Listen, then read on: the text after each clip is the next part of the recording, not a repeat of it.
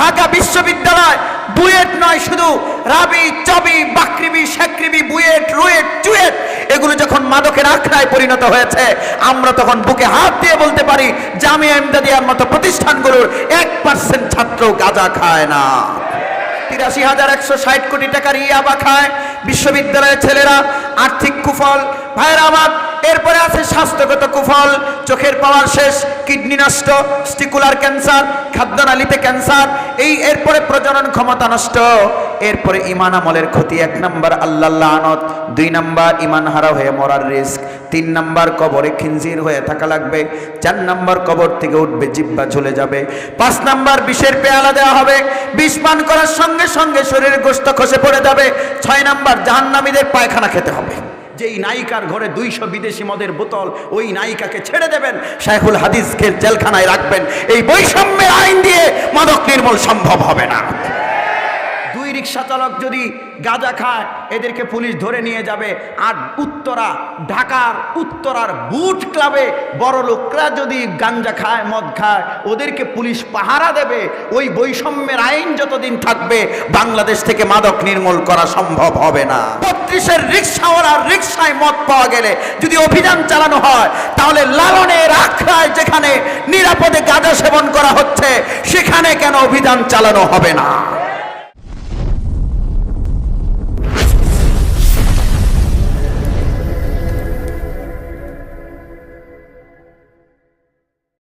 আলহামদুলিল্লাহ ওয়াসসালাতু ওয়াসসালামু আলা রাসূলিল্লাহ।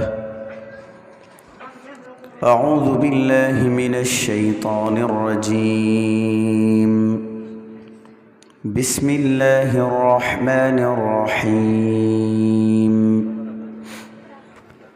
يا أيها الذين آمنوا إنما الخمر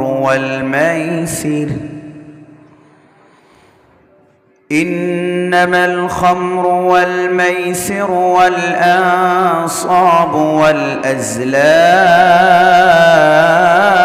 والأزلام إنما الخمر والميسر والأنصاب والأزلام رجس من عمل الشيطان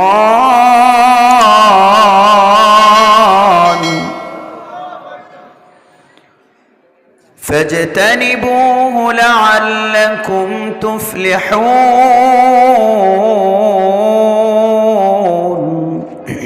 صدق الله العظيم। উপরে তুলতে হবে। নামাজে যে দুরূদ শরীফ পড়া হয়, আমরা সবাই অত্যন্ত ভালোবাসা এবং শ্রদ্ধার সঙ্গে সেই দুরূদ শরীফ পড়ি। আল্লাহুম্মা সাল্লি আলা মুহাম্মাদ ওয়া আলা আলি মুহাম্মাদ কামা সাল্লাইতা আলা ইব্রাহিম ওয়া আলা আলি ইব্রাহিম ইন্নাকা হামিদুম মাজিদ। আল্লাহুম্মা বারিক على محمد وعلى آل محمد كما باركت على إبراهيم وعلى آل إبراهيم إنك حميد مجيد। তুমি রহমান, তুমি মেহেরবান, তুমি রহমান, তুমি মেহেরবান। অন্ধ গাহে না শুধু তোমারি গুণগান, অন্ধ গাহে না শুধু তোমারি গুণগান। বুঝেও বুঝে না তব শান, তুমি রহমান, তুমি মেহেরবান। আমার বিষয় হলো মাদকের কুফল। Very very important topic. এ বিষয়ে আলোচনা করার জন্য আমি আপনাদের সামনে সূরা মায়েদা, সূরার নাম কি? রিপ্লে না দিলে তো আমি কথা বলতে পারি না ভাইয়া। সূরার নাম কি? মাইদা। এই সূরার 90 নম্বর আয়াত তিলাওয়াত করেছি। বলুন কত নম্বর আয়াত? আল্লাহ বলছেন, يا أيها الذين آمنوا إنما الخمر والميسر والأنصاب والأزلام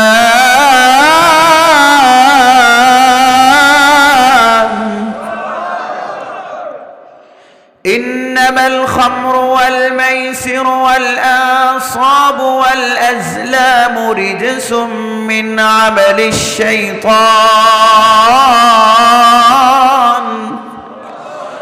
فاجتنبوه لعلكم تفلحون। আওয়াজ করে সবাই বলুন আল্লাহু আকবার। আমি এভাবে আল্লাহু আকবার বলাই না, এটা আয়াতের জন্য বলাই না, এমনিতেই বলালাম। আল্লাহ বলছেন, হে ঈমানদাররা। আচ্ছা, ঈমানদার ছাড়া এখানে কে কে আছেন? আছেন কেউ? আছেন কেউ? তার মানে এই আয়াত আমাদের সবার জন্য। আল্লাহ বলছেন, ঈমানদাররা, ইন্নামাল খামর, নিশ্চয়ই মদ, মাদক, ওয়াল মাইসির, জুয়া, ওয়াল আনসাব, মূর্তি। মানে কি আনসাব মানে কি?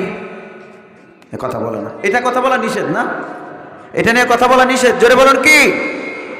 ওয়াল আজলাম, ভাগ্য নির্ধারণের তীর, রিজসুন, নাপাকি, অপবিত্র, ফাজতানিবুহু, তোমরা এগুলো থেকে বিরত থাকো, লাআল্লাকুম তুফলিহুন, যদি তোমরা সফল হতে চাও, তোমরা সফল হবে। আমার বক্তব্য শেষ না হওয়া পর্যন্ত কেউ চিৎকার মাইরেন না আবার, কারণ বিষয়টা মাদক। বাংলাদেশ আলহামদুলিল্লাহ যোগাযোগ ব্যবস্থার ব্যাপক উন্নতি সাধিত হয়েছে, এটা আপনারা জানেন। কানুরামপুর থেকে ত্রিশাল পর্যন্ত রাস্তা ভালো না খারাপ? উত্তর দিতে হবে তো, ভালো না খারাপ? ভালো। এরপরে আপনার এদিকে হোসেনপুর থেকে গফরগাঁও হয়ে ভালুকা পর্যন্ত ভালো না খারাপ? ভালো। এখন তো মাশাআল্লাহ বিন্নাটি থেকে টোক হয়ে গাজীপুর, এটাও ভালো, উন্নয়ন হচ্ছে। কিন্তু আল্লাহ বলছেন, তোমরা যদি সফল হতে চাও, উন্নত হতে চাও, তাহলে এই 4 জিনিস থেকে বিরত থাকতে হবে। কারণ হলো, তোমার রাস্তাঘাট শুধু উন্নত হলে রাষ্ট্র উন্নত হবে না। রাষ্ট্র উন্নত করতে হলে রাষ্ট্র থেকে মাদক নির্মূল করতে হবে। কারণ মাদক যদি নির্মূল না হয়, মাদকাসক্ত মানুষগুলো টাকার জন্যে গভীর রাতে রাস্তায় দাঁড়িয়ে ডাকাতি করবে, মানুষের ঘরে শীত কেটে চুরি করবে। মাদক বন্ধ না হলে চুরি বন্ধ হবে না, ডাকাতি বন্ধ হবে না, ছিনতাই বন্ধ হবে না। ভাইয়েরা আমার, রাষ্ট্রটাও উন্নত রাষ্ট্র হবে না। আমাদের রাষ্ট্র উন্নত হোক আমরা চাই কি চাই না?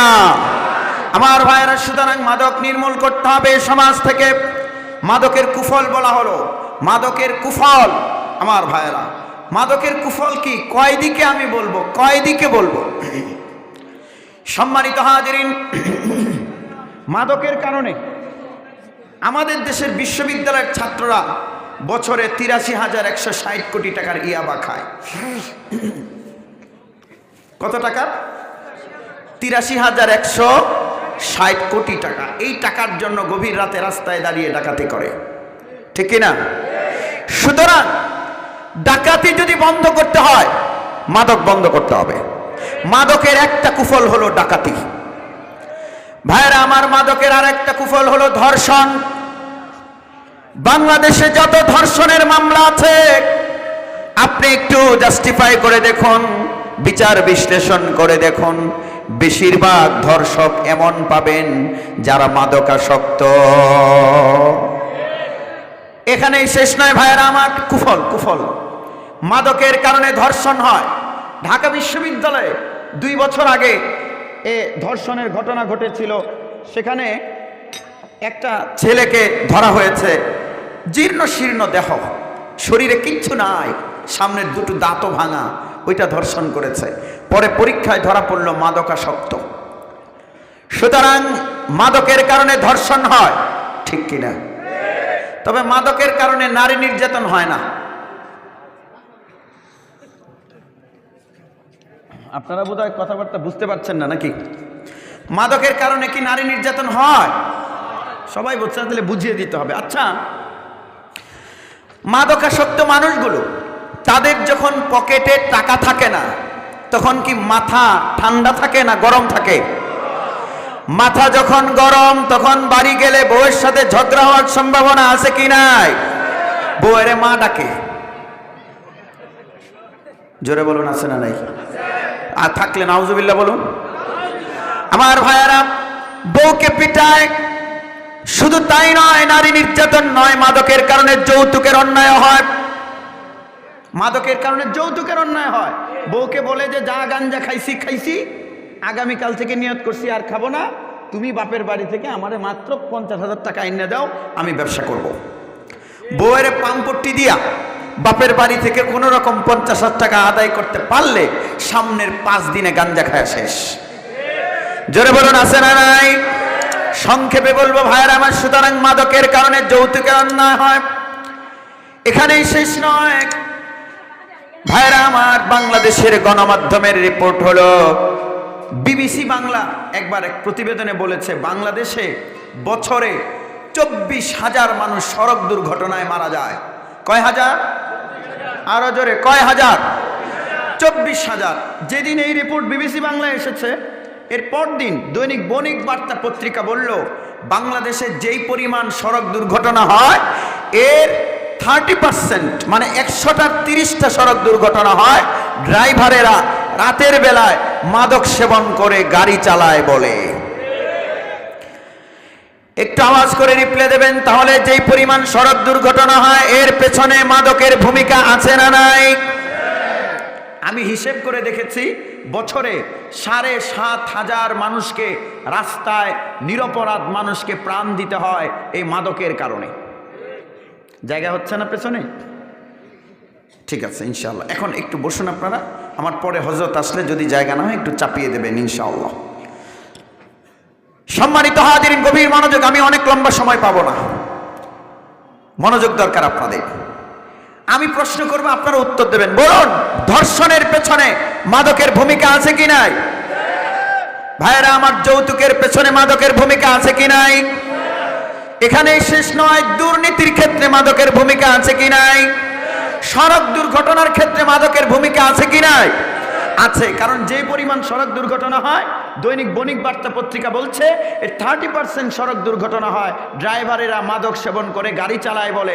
তার মানে হলো 24,000 মানুষের 30% নিরপরাধ মানুষ। আপনার ছেলেটা কিশোরগঞ্জ সরকারি বালক উচ্চ বিদ্যালয়ে পড়ে, তাকে আপনি পাঠিয়েছেন উত্তরায় ফুফুর বাড়িতে বেড়াতে। পরীক্ষা শেষ হলো, সন্ধ্যাবেলায় অনন্যা পরিবহনের টিকিট কেটে সে বাসে উঠলো। ড্রাইভার বেচারা খেয়েছে মদ, রাস্তায় গিয়ে বাস করলো, অ্যাক্সিডেন্ট, মেরে দিয়েছে গাছের সাথে, আপনার ছেলে মারা গেল। জোরে বলুন, দোষ কি আপনার ছেলের না ড্রাইভারের? ড্রাইভারেরও না, মাদকের। ঠিক কি না? যদি ড্রাইভারদেরকে মাদক মুক্ত করা যায় তাহলে সড়ক দুর্ঘটনা কমে যাবে। ভাইরা আমার, যদি ধর্ষকদেরকে মাদক মুক্ত করা যায় ধর্ষণ কমে যাবে। যদি স্বামীদেরকে মাদক মুক্ত করা যায় নারী নির্যাতনার যৌতুকের মামলাগুলো কমে যাবে। সুতরাং আমরা এক কথায় বলতে পারি, মাদক যদি নির্মূল করা যায় বাংলাদেশে অনেক অপরাধ কমে যাবে। অপরাধ কমুক আমরা চাই কি চাই না? শুনুন, এই জন্য ওসমান ইবনে আফফান রাদিয়াল্লাহু তাআলা আনহু বলেছেন, সুনান ইবনে মাজাহ এসেছে, ওসমান ইবনে আফফান বলেছেন, নাসাই শরীফে এসেছে, তিনি বলেছেন, ইজতানিবুল খামরা, তোমরা মাদক থেকে বিরত থাকো, ফাইন্নাহা উম্মুল খাবাইস, কারণ হচ্ছে মাদক হলো সব অশ্লীলতার মূল। আমার ভাইয়েরা, জিজ্ঞেস করছি আপনাদের, সব অপরাধ কমে যাক আমরা চাই কি চাই না? চাইলে ওই এক নম্বরে মাদক নিয়ন্ত্রণ নয়, নির্মূল করতে হবে। নিয়ন্ত্রণ করলে হবে না। একদিকে আপনি মাদক নির্মূলে অভিযান চালাবেন, আর একদিকে এই যে আপনাদের এখানে জাহাঙ্গীর মোড়ে একটা সিনেমা হল, নাম নাকি, ওইটার সাথে দেখবেন একটা দোকান আছে, ওই দোকানে লেখা এখানে দেশীয় মদ পাওয়া যায়, লাইসেন্স নম্বর 1। ওই লাইসেন্সটা দিল কে? কে দিল লাইসেন্স? কে দিল? একদিকে মাদক নির্মূলে অভিযান চালাবেন, আর একদিকে মাদকের লাইসেন্স দেবেন। কিয়ামত পর্যন্ত এই অভিযানের অভিনয় করলেও বাংলাদেশ থেকে মাদক নির্মূল করা যাবে না। মাদকের লাইসেন্স দেওয়া বন্ধ করার দরকার আছে কি নাই? আমরা বাংলাদেশের নাগরিক হিসেবে দাবি করছি, মাদকের লাইসেন্স দেওয়া বন্ধ করতে হবে। আমার ভাইয়েরা, মাদক নির্মূল হোক আমরা চাই কি চাই না? সব অপরাধ কমে যাবে, হত্যা কমবে। এই যে কুফলের কথা বললেন না, মাদকের সাথে হত্যার সম্পর্ক। কারণ যখন পকেটে টাকা নাই, বাপের গিয়ে কয় আব্বা তুমি টিহানা দিলে ফার মারবা। কি মারবো? পরে দিছে ফার। ফার্মার মানে কি? কৃষক হয়ে গেছে। এদিক দিয়ে দিছে, ওই দিক দিয়ে বের করছে। আমার ভাইয়েরা, মাদকের কারণে হত্যা হয়, মাদকের কারণে ধর্ষণ হয়, মাদকের কারণে ছিনতাই হয়, মাদকের কারণে ডাকাতি হয়, মাদকের কারণে নারী নির্যাতন হয়, মাদকের কারণে যৌতুকের অন্যায় হয়, মাদকের কারণে রোড অ্যাক্সিডেন্ট হয়। সুতরাং সমাজের যত অন্যায় আছে সব কিছুর পিছনে প্রত্যক্ষ কিংবা পরোক্ষভাবে মাদকের সম্পৃক্ততা আছে না নাই? সব অপরাধ কমে যাবে মাদক নির্মূল করলে। এখন আপনাদের কাছে জিজ্ঞাসা, এই মাদক নির্মূল হোক, আপনারা তা চান কি চান না? আমার ভাইয়েরা, চাইলেই এই কুফল নিয়ে আলোচনা করতে হবে। কর্তৃপক্ষকে আমি ধন্যবাদ জানাই, চমৎকার বিষয় দিয়ে দিয়েছেন বক্তাদেরকে। ভাইয়েরা আমার, মাদকের কুফলগুলো তো বললাম, এগুলো হলো অর্থনৈতিক কুফল এবং সামাজিক কুফল। এখন মাদকের ফিজিক্যাল যে কুফল আছে, স্বাস্থ্যগত কুফল, এটা বলে আমি ঈমান আমলের কি কি ক্ষতি হয় ওইটা বলে আমার বক্তব্য শেষ করব। সম্মানিত হাজিরিন, গভীর মনোযোগ দরকার। স্বাস্থ্যের কুফলটা কি? ওয়াশিংটন ইউনিভার্সিটির স্কুল অফ মেডিসিনের প্রফেসর ডক্টর ইমানুয়েল গাকিলো, তিনি মাদক নিয়ে গবেষণা করে বলেছেন যে তার কাছে একটা প্রশ্ন গেছে যে মাদক যদি কেউ অল্প অল্প সেবন করে, মানে শয়ে শয়ে খায় আর কি, ইয়াবা একটা, একদিনে কয়টা, পরে কয়েকদিন পরে দুইটা, কয়েকদিন পরে তিনটা, কয়েকদিন পরে চারটা, এইরকম শয়ে শয়ে যদি কেউ ইয়াবা খায়, শয়ে শয়ে যদি কেউ মাদক সেবন করে, শয়ে শয়ে যদি কেউ মাদক গ্রহণ করে, এটা কোনো ক্ষতি করে না। এই প্রশ্ন গেল ওয়াশিংটন ইউনিভার্সিটির স্কুল অফ মেডিসিনের প্রফেসর ইমানুয়েল গাকিলোয়ের কাছে। তিনি গবেষণা করে বললেন, মাদক অল্প অল্প করে সেবন করলেও স্বাস্থ্যের ক্ষতি হয়, একসাথে বেশি সেবন করলেও ক্ষতি হয়। আমার ভাইয়েরা, কি কি ক্ষতি হয় ভালো করে শুনুন। 1 নাম্বার, কিডনি নষ্ট হয়ে যায়। কিডনিটা দিয়েছেন কে? সবাই বোধহয় কিডনি আল্লাহর কাছ থেকে আনছেন না, নাকি শ্বশুর বাড়ি থেকে আনছেন? তাহলে জোরে বলুন না কেন, কিডনি দিয়েছেন কে? কেন দিলেন? গাঁজা খেয়ে নষ্ট করার জন্য নাকি? রব্বুল আলামিন কিডনি দিয়েছেন, আপনার বডিটা ঠিক থাকবে, আপনি জনকল্যাণমূলক কাজ করবেন, আপনি রব্বুল আলামিনকে সিজদা করবেন, সুস্থ থাকবেন। এজন্যে আল্লাহ রব্বুল আলামিন আপনাকে কিডনি দিয়েছেন। ভাইরা আমার, কিডনি তো আপনার কাছে আমানত। এই কিডনি যদি মাদক সেবন করে নষ্ট করে ফেলেন, হাসরের ময়দানে আল্লাহর কাছে জবাব দেয়া লাগবে কি লাগবে না? 1 নাম্বার কুফল হলো কিডনি নষ্ট। আচ্ছা, কিডনি কি কম দামি জিনিস না বেশি দামি জিনিস? আজ পর্যন্ত কিডনি বানাতে পেরেছে তো ডাক্তাররা? পারে নাই। যদি পারতো তাহলে কিডন্যাপ করে নিয়ে কিডনি খুলে বিক্রি করতো না। সুতরাং এই দামি জিনিস কিডনি, সবাই মুখটা ভরে জবান ছেড়ে আওয়াজ করে বলুন, দিয়েছেন কে? আমার ভাইয়েরা, কিডনি নষ্ট 1 নাম্বার। 2 নাম্বার, যারা মাদক সেবন করবে চোখের পাওয়ার কমে যাবে। চোখটা দিয়েছেন কে? কেন চোখ দিলেন? ও যুবক, তুমি মাদক সেবন করে চোখটাকে নষ্ট করবে, এই জন্য তো তোমাকে চোখ দেওয়া হয়নি। রব্বুল আলামিন চোখ দিয়েছেন, তুমি মোবাইলে ইন্টারনেটে পচা গান্দা জিনিস দেখবে, এই জন্য দেননি। বরং রব্বুল আলামিন চোখ দিয়েছেন, তোমার চোখ দিয়ে নেক নজরে বাবা মায়ের দিকে একটিবার তাকাবে। 6 লক্ষ টাকা লাগে যে হজ করতে, সেই কবুল হজের সওয়াব তোমার আমল নামায় দিয়ে দেওয়া হবে। তুমি বাইতুল্লাহ যাবে, কাবা ঘরের কালো গিলাফ দেখে দেখে চোখকে শীতল করবে। প্রতি মুহূর্তে তোমার আমল নামায় বৃষ্টি করে রহমত নাজিল হবে। জোরে বলুন আল্লাহু আকবার। তোমাকে চোখ দিয়েছেন, তুমি চোখ দিয়ে মানবতার সেবায় কাজ করবে, তুমি চোখ দিয়ে অন্যায়ের বিরুদ্ধে দেখে প্রতিবাদ করবে। ভাইরা আমার, সেই চোখটা আল্লাহর পক্ষ থেকে দেয়া আমানত। জোরে বলুন, চোখ আল্লাহর পক্ষ থেকে দেয়া কি? চোখের মালিককে? মালিককে আমি না আল্লাহ? তা আল্লাহর জিনিস তুমি যে অপাত্রে ব্যবহার করছো, গাঁজা খেয়ে চোখ নষ্ট করছো, চোখের পাওয়ার কমে যায়।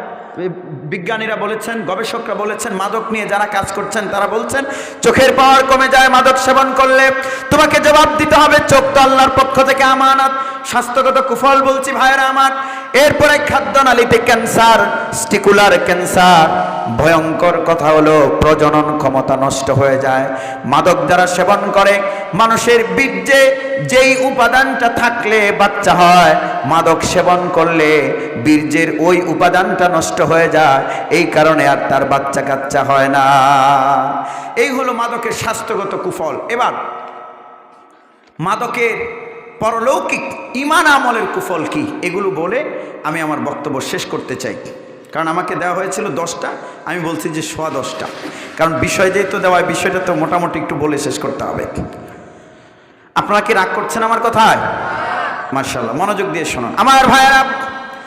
যদি কোনো ব্যক্তি মাদক সেবন করে তার ঈমান আমলের কি ক্ষতি হবে ভালো করে শুনুন। 1 নাম্বার, তার উপরে আল্লাহর লানত।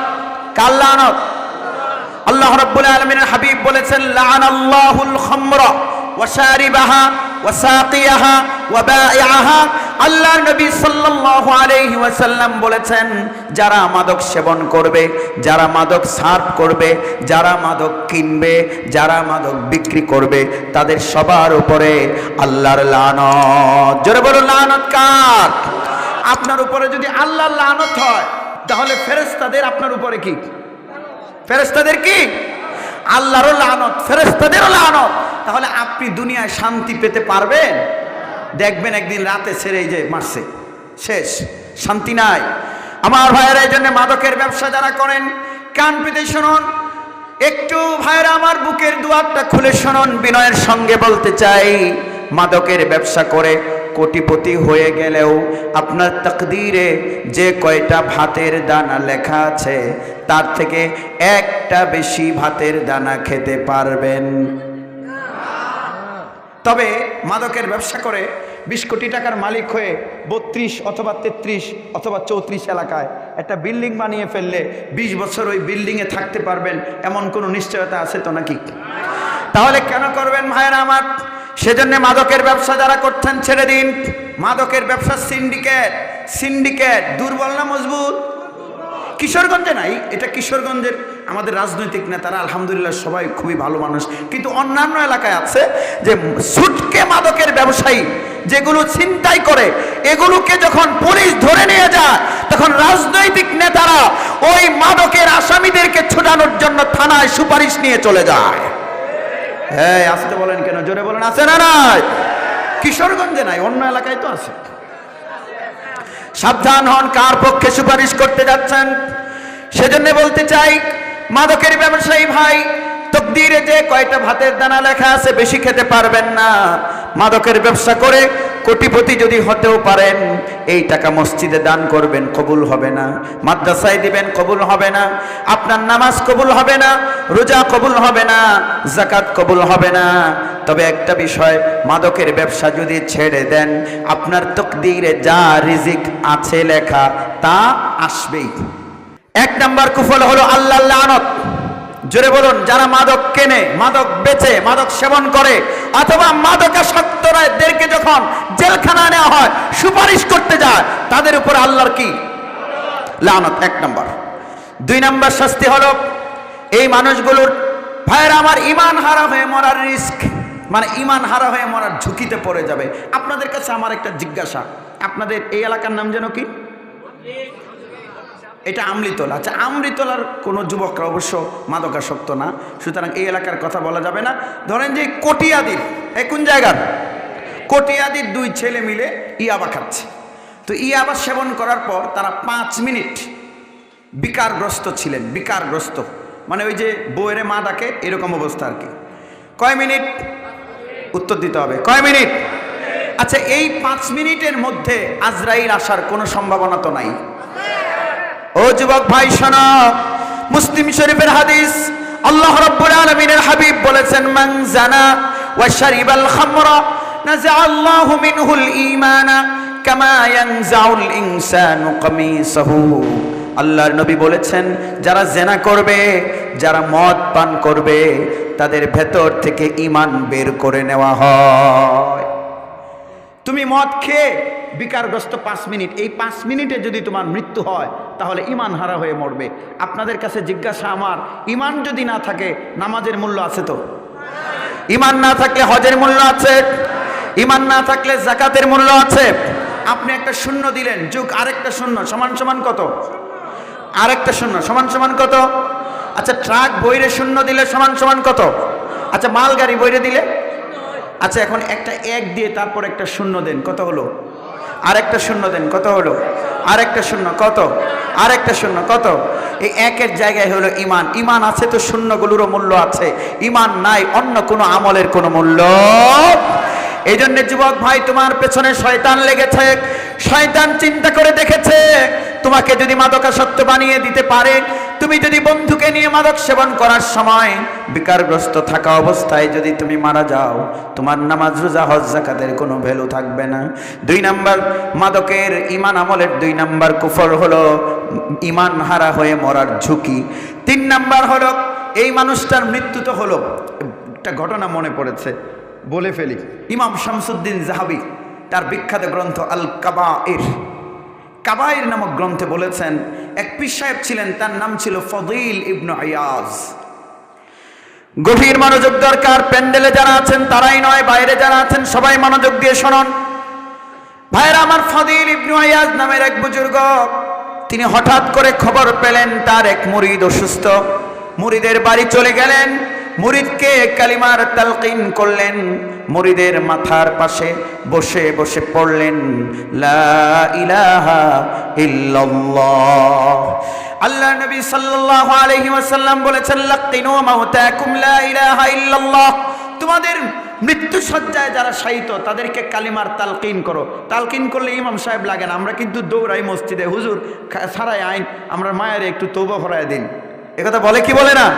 আচ্ছা, আপনি যে ইমাম সাহেবকে আনতে গেলেন, আনতে 3 মিনিট লাগবে, ওই 3 মিনিট আপনার মা বাঁচবে এই নিশ্চয়তা আপনাকে কে দিল? আছে? এই জন্য ইমামের দরকার নাই। আপনি মাকে বলবেন না মা তুমি পড়ো, এটা বলার দরকার নাই। আপনি শুধু মাথার কাছে বসে বসে পড়বেন। আপনার মা যদি আপনার কাছ থেকে শুনে শুনে কালিমা পড়েন আর তার শেষ কথা যদি হয় লা ইলাহা ইল্লাল্লাহ, তাহলে দাখালাল জান্নাহ, তিনি জান্নাতি হয়ে যাবেন। সম্মানিত হাজিরিন, ফদিল ইবনে আয়াজ, ইমাম শামসুদ্দিন জাহাবি লিখেছেন, ফদিল ইবনে আয়াজ চলে গেছেন মুরিদের বাড়িতে কালিমার তালকিন করার জন্য। কালিমার তালকিন করতে গিয়ে তিনি পড়ছেন লা ইলাহা ইল্লাল্লাহ, লা ইলাহা ইল্লাল্লাহ, কিন্তু মুরিদের মুখ দিয়ে কালিমা বের হয় না। ফদিল ইবনে আয়াজ রাগ করলেন, মৃত্যু শয্যায় শায়িত, তোরে কালিমার তালকিন করে পড়তে পারছিস না, বেরিয়ে গেলেন। আবার আসলেন, চিন্তা করলেন এ তো আমাকে অনেক হাদিয়া দিয়েছে, অনেক খাওয়ালো, আমার অনেক খেদমত করেছে, বাইতুল্লাহ আমার সাথে এতেকাফ করেছে, তওয়াফ করেছে, মসজিদে নববীতেও এতেকাফ করেছে, এই মানুষটি ঈমান হারা হয়ে মরবে, আমি তো তা হতে দিতে পারি না। এই চিন্তা করে আবার ঢুকলেন, ঢুকে আবার কালিমার তালকিন করলেন, কিন্তু ওই মুরিদের জবান দিয়ে কালিমা বের হলোই না। ফদিল ইবনে আয়াজ চলে গেলেন। ইমাম শামসুদ্দিন জাহাবি তার কাবায়ের গ্রন্থে লিখেছেন, ভাইরা আমার, মুরিদ বিকেল বেলায় মারা গেল। রাতের বেলায় ফদিল ইবনে আয়াজ ঈশান নামাজের পরে ঘুম ঘুম ভাব, তিনি একটু ঘুমিয়ে পড়লেন।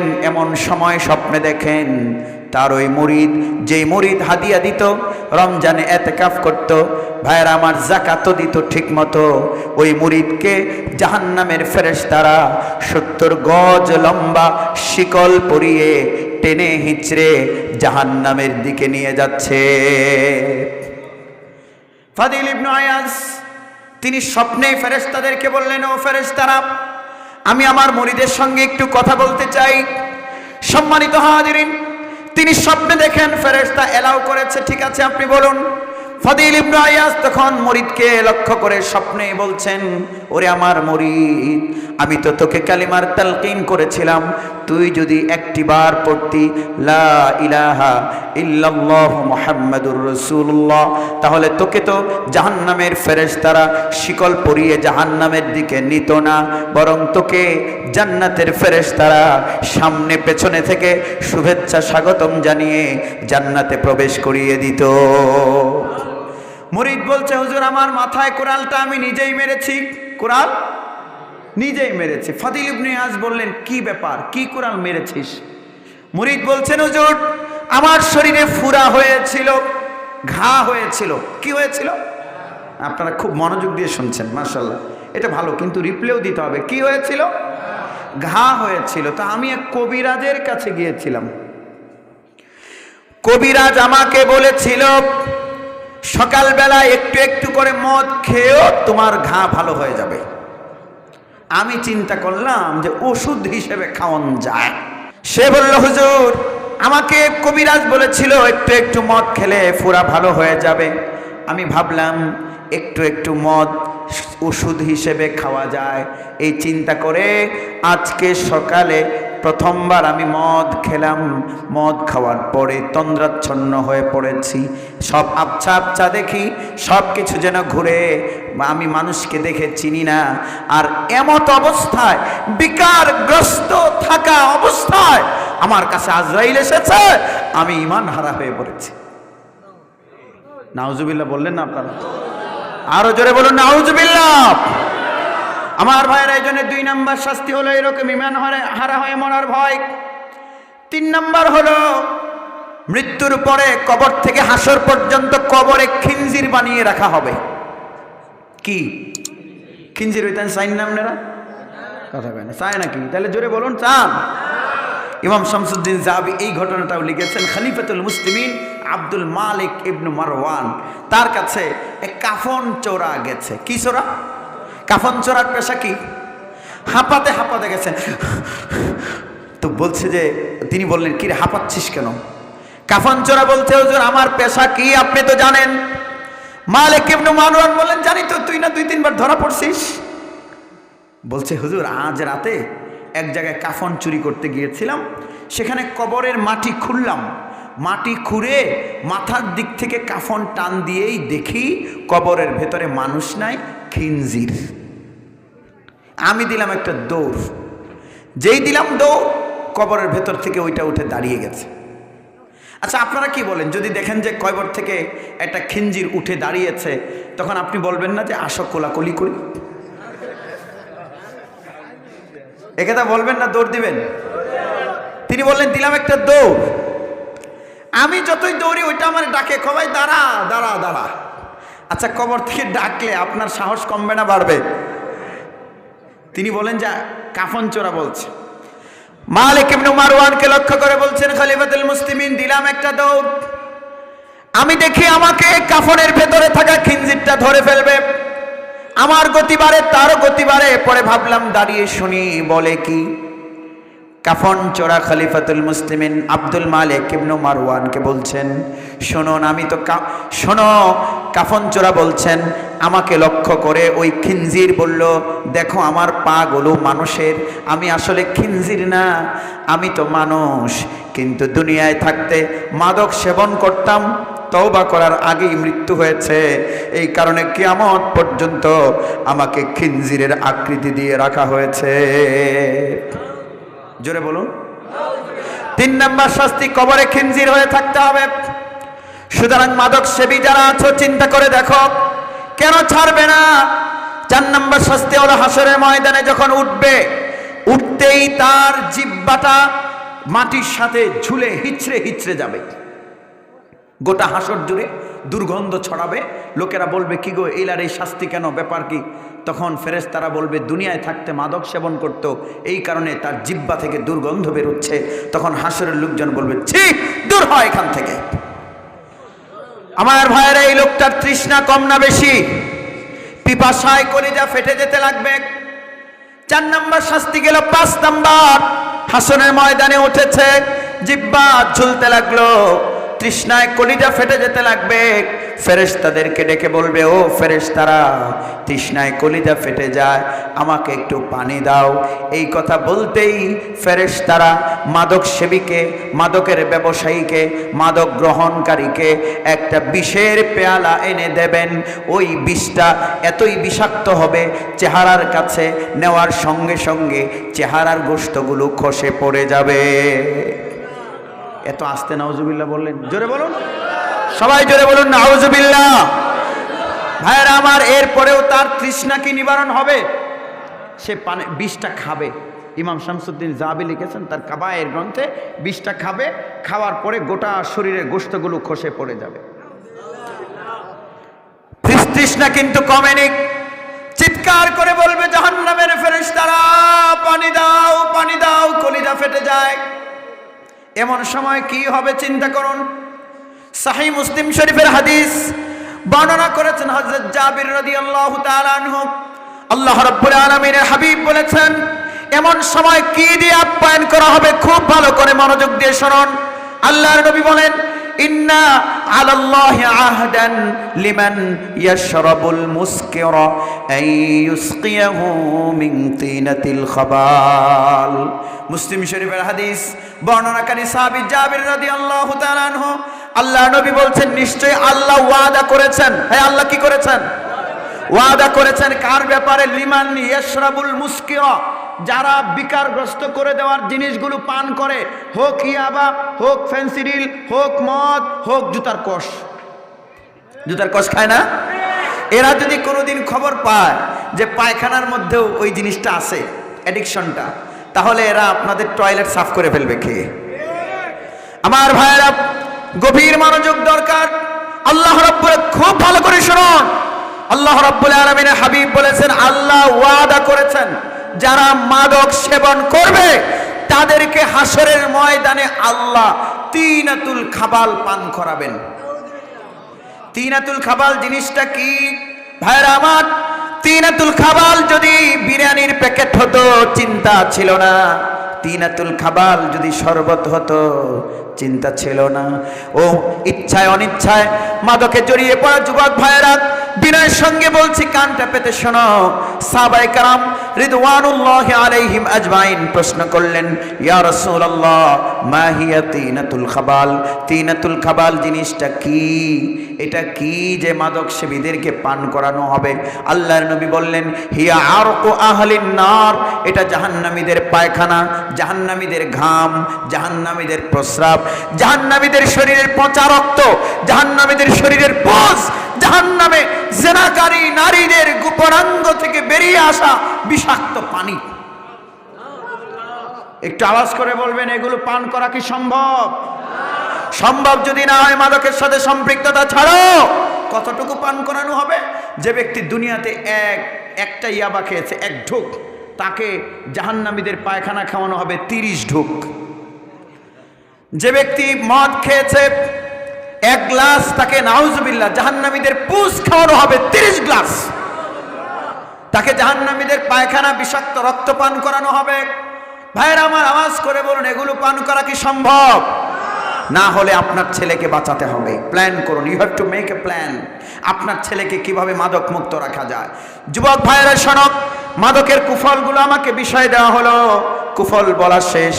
আমি আর 5 মিনিটের মধ্যেই বক্তব্য শেষ করব, কারণ আমাকে 15 পর্যন্ত দেওয়া হয়েছিল। হয়তো আমার এই সৌজন্য রক্ষায় বক্তা নিয়ে আসছেন না, যেন আমি বললাম 5 মিনিটের মধ্যেই ইনশাল্লাহ আমি শেষ করতে চাই। ভাইরা আমার, কুফলগুলো কি? আর্থিক কুফল। আর্থিক কুফলের মধ্যে কি আছে? সামাজিক কুফল আছে মাদকের। সামাজিক কুফল হলো মাদকের কারণে ডাকাতি হয়, মাদকের কারণে ছিনতাই হয়, মাদকের কারণে ধর্ষণ হয়, মাদকের কারণে সড়ক দুর্ঘটনা হয়, সামাজিক কুফল।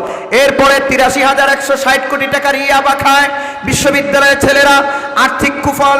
ভাইরা আমার, এরপরে আছে স্বাস্থ্যগত কুফল, চোখের পাওয়ার শেষ, কিডনি নষ্ট, স্টিকুলার ক্যান্সার, খাদ্যনালীতে ক্যান্সার, এরপরে প্রজনন ক্ষমতা নষ্ট। এরপরে ঈমান আমলের ক্ষতি। 1 নাম্বার আল্লাহ লানত, 2 নাম্বার ঈমান হারা হয়ে মরার রিস্ক, 3 নাম্বার কবরে খিনজির হয়ে থাকা লাগবে, 4 নাম্বার কবর থেকে উঠবে জিহ্বা ঝুলে যাবে, 5 নাম্বার বিষের পেয়ালা দেওয়া হবে, বিষ পান করার সঙ্গে সঙ্গে শরীরের গোশত খসে পড়ে যাবে, 6 নাম্বার জাহান্নামীদের পায়খানা খেতে হবে। এই 6টা কুফল। এবার বক্তব্যের শেষ পর্যায়ে বলছি, যদি কেউ মাদক ছেড়ে দেওয়ার নিয়ত করে তাহলে তার পুরস্কারটা কি? আল্লাহ রাব্বুল আলামিনের হাবিব বলছেন যে আল্লাহ জানিয়েছেন ওয়ালা ইয়াদাহা আবদুম মিন আবিদি ইল্লা সাকাইতুহা। আল্লাহ রাব্বুল আলামিনের হাবিব বলেছেন, আল্লাহ জানিয়েছেন আমার যেই বান্দা আমার ভয়ে মাদক ছেড়ে দেবে আমি তাদেরকে হাসরের ময়দানে জান্নাতের শরবত পান করিয়ে দেব। জোরে বলুন, জান্নাতের শরবত পান করতে আমরা চাই কি চাই না? হাউজে কাউসার পেতে চাই কি চাই না? আমার ভাইয়েরা, কত বড় হবে? আল্লাহর নবী বলছেন মিম মাকামি ইলা আম্মান, আমার জায়গা থেকে মদিনা থেকে আম্মান পর্যন্ত বড় হবে। এরপরে কতগুলো পেয়ালা থাকবে, আপনাকে পান পাত্র কতগুলো থাকবে বলা হয়েছে যে কাআদাদি নুজুমিস সামা, আকাশে যত তারকা আছে সেই পরিমাণ গ্লাস থাকবে আপনাকে হাউজে কাউসার পান করানোর জন্য। এখানে শেষ নয়, একটু পান করবেন তো চেহারায় সজীবতা ফুটে উঠবে। খিতামুহু মিস্ক ওয়া ফি যালিকা ফালইয়াতানাফাসিল মুতানাফিসুন। আমার না গলা ভাঙা, আপনাদের কি গলা ভাঙছে? জোরে বলুন আল্লাহু আকবার। ও যুবক ভাইয়েরা শোনো, তোমাকে যে পান পাত্রটা দেওয়া হবে, তুমি যদি মাদক থেকে নিজেকে বাঁচাতে পারো, নিজেকে রক্ষা করতে পারো, শুনে রাখো তোমাকে যে পান পাত্র দেওয়া হবে সিলগালা করা থাকবে, উপরে তোমার নাম লেখা 32-এর আমলিতলার অমুকের ছেলে অমুক আমার ভয়ে মাদক ছেড়ে দিয়েছিল বলে এটা আমি আল্লাহর পক্ষ থেকে তার জন্য গিফট। আরো জোরে গিফট। এরপরে গিফটটা কেমন? খিতামুহু মিস্ক, এটা তো সিলগালা করা। আমি একদিন বাসে আসছি তো পেছন থেকে ঘ্রাণ এলো, পেছনে তাকিয়ে দেখি একজন কি যেন বোতলে করে খাচ্ছে, ওইটার উপরে লেখা টাইগার। টাইগার মানে কি? এই যে জানেন না, জোরে বলুন টাইগার মানে কি? কত বড় রাক্ষস, বাঘ খায় ফেলতেছে, গন্ধ বেরিয়েছে। ভাইয়েরা আমার, এরকম দুর্গন্ধ নয়, বরং আপনি যে জান্নাতের শরবত পান করবেন, যখন আপনি সিলগালা করা বোতলটা খুলবেন তখন গোটা জান্নাত সুগন্ধিতে মোহিত হয়ে যাবে। সেই শরবত খানা পান করতে আমরা চাই কি চাই না? কে কে চাই? একটু হাত তুলে দেখাই তো। হাত সোজা হবে, একদম সোজা হবে। লিল্লাহি তাকবীর। হাত নামান। ভাইরা আমার, আমাদের সন্তানরা ওই শরবত পান করুক, আমরা চাই কি চাই না? চাইলে সন্তানদেরকে মাদক মুক্ত রাখতে হবে। যুবকদেরকে বলছি, যদি তুমি সেই শরবত পেতে চাও তাহলে নিয়ত করো মাদকে না জড়িয়ে থাকলে আর জড়াবে না, জড়িয়ে থাকলে তওবা করে ছেড়ে দেব।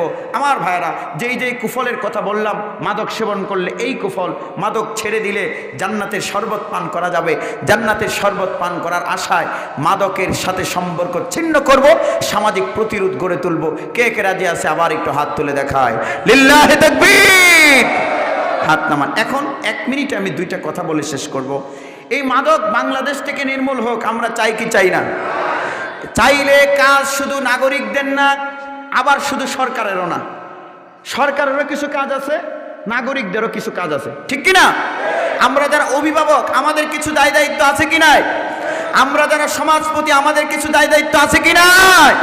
আমাদের দায়িত্ব হলো সন্তানকে যদি মাদক মুক্ত রাখতে চাই তাহলে কোরআন শেখাতে হবে। আশ্চর্য ব্যাপার, আমারে প্রশ্ন করেন, হুজুর কোরআন শিখলে মাদক মুক্ত হয় কেমনে? শুনুন, দৈনিক কালের কণ্ঠ পত্রিকা 2017 সালের নভেম্বরের 4 তারিখ এডিটোরিয়ালে লিখেছে, ঢাবি এবং বুয়েট মাদকের আখড়া।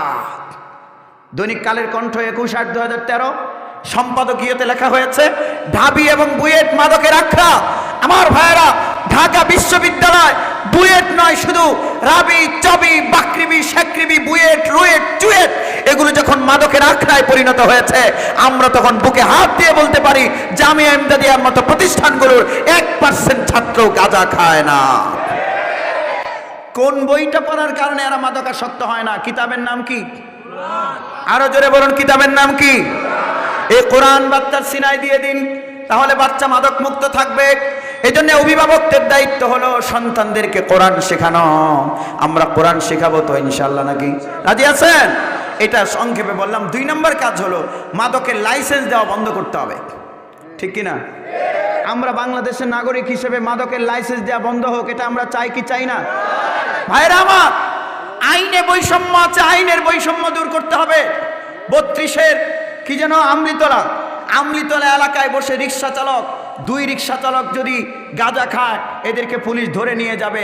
আর ঢাকার উত্তরার বুট ক্লাবে বড় লোকরা যদি গাঞ্জা খায়, মদ খায়, ওদেরকে পুলিশ পাহারা দেবে। ওই বৈষম্যের আইন যতদিন থাকবে বাংলাদেশ থেকে মাদক নির্মূল করা সম্ভব হবে না। আরেকটা ব্যাপার হলো আইনের প্রয়োগ। আইনের প্রয়োগের সমতা আনতে হবে। ভাইরা আমার, বাংলাদেশের একজন নায়িকা মাদকের মামলায় ধরা পড়েছিলেন কয়েকদিন আগে, পত্রিকায় দেখলাম 6 মাসের জন্য বিচার স্থগিত। কয় মাস? ওনার ঘরে মাত্র 200 বিদেশি মদের বোতল পাওয়া গেছে। মাত্র কত? 200। ভাইরা আমার, 200 বিদেশি মদের বোতল পাওয়া গেল যেই নায়িকার ঘরে। বাথরুম থেকে বেডরুম পর্যন্ত মাদকের ঠাসা ছিল। সেই নায়িকাকে মুক্তি দেওয়া হয়েছে, বিয়ের আগে আবার সন্তানের মা হয়েছে। আর যে শেখুল হাদিস, ইবনে শেখুল হাদিস, যিনি তার জীবনে কোনোদিন মদের গ্লাস স্পর্শ করেননি, বিড়ি পর্যন্ত হাতে নেননি, এই হাতে কোরআনের পৃষ্ঠা উল্টেছেন, বুখারী শরীফের পৃষ্ঠা উল্টেছেন, সেই শেখুল হাদিসের হাতে হাত করা পরানো হয়েছে। যেই নায়িকার ঘরে 200 বিদেশি মদের বোতল, ওই নায়িকাকে ছেড়ে দেবেন, শেখুল হাদিসকে জেলখানায় রাখবেন। এই বৈষম্যের আইন দিয়ে মাদক নির্মূল সম্ভব হবে না।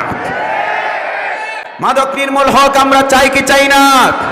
চাইলে আরেকটা ব্যাপার আছে, বাংলাদেশের কিছু কিছু মাজার আছে যেখানে নিরাপদে গাঁজা সেবন করা হয়। আছে না নাই? আমি ইসলাম বিশ্ববিদ্যালয়ে পড়েছি, তো বিশ্ববিদ্যালয়ে পড়ার সময় অনার্স এবং মাস্টার্সের দোস্তরা বলছে চল লালনের আখড়ায় দেখে আসি কি হয়। এতদিন থাকলাম, একটু দেখবো না। গিয়ে দেখি 5-7 জন একসাথে, কি বলবো আপনারা কি মনে করে, জামাতের সাথে গাঁজা খায়। 6-7টা একসাথে। হাসলেন মিয়া। শুনুন, যে পুলিশ 32-এর আমৃতলায় 2 জন রিক্সা চালক মদ সেবন করলে তাদেরকে ধরে নিয়ে যাবে, অ্যাম্বুলেন্সে মদের বোতল থাকলে ধরবে, অবশ্যই ধরবে। আমরা পুলিশের প্রতি সমর্থন জানাই। কিন্তু আমার একটা প্রশ্ন হলো, পুলিশ ভাইরা অনেক পরিশ্রম করেন, মাদক নির্মূল করার জন্য চেষ্টা করেন। আমার প্রশ্ন হলো, 32-এর রিক্সাওয়ালার রিক্সায় মদ পাওয়া গেলে যদি অভিযান চালানো হয়, তাহলে লালনের আখড়ায় যেখানে নিরাপদে গাঁজা সেবন করা হচ্ছে সেখানে কেন অভিযান চালানো হবে না? আমার ভাইরা, মাদক নির্মূল হোক চাই কি চাই না? সন্তানদেরকে কোরআন শেখাবো, এই জন্য দায়িত্ব সবার, আমাদেরও আছে, রাষ্ট্রেরও আছে। প্রত্যেকে নিজেদের জায়গা থেকে যদি দায়িত্ব পালন করি, ইনশাআল্লাহ রাষ্ট্র মাদক মুক্ত হবে। মাদকের কুফলগুলো নিয়ে আলোচনা করলাম। আল্লাহ রাব্বুল আলামিন আমাদের সমাজকে মাদক মুক্ত করে দিন। আমরা যেন মাদকের বিরুদ্ধে, এটা শুধু সরকারের দায়িত্ব না, শুধু পুলিশের দায়িত্ব না, আবার শুধু নাগরিকের দায়িত্ব না, আবার শুধু মুরব্বীদের দায়িত্ব না। মুরব্বীরা, সরকার, নাগরিক সবাই মিলে, পুলিশ, জনতা সবাই মিলে সামাজিকভাবে মাদকের বিরুদ্ধে মজবুত প্রতিরোধ গড়ে তুলতে হবে। আল্লাহ, মাদক কবিরা গুনাহ, আল্লাহ এই কবিরা গুনাহ থেকে সমাজকে রক্ষা করুন। সবাই প্রাণ খুলে একটু উঁচু আওয়াজে বলি আমিন। ওয়া মা আলাইনা ইল্লাল বালাগ। ওয়াসসালামু আলাইকুম ওয়া রাহমাতুল্লাহ।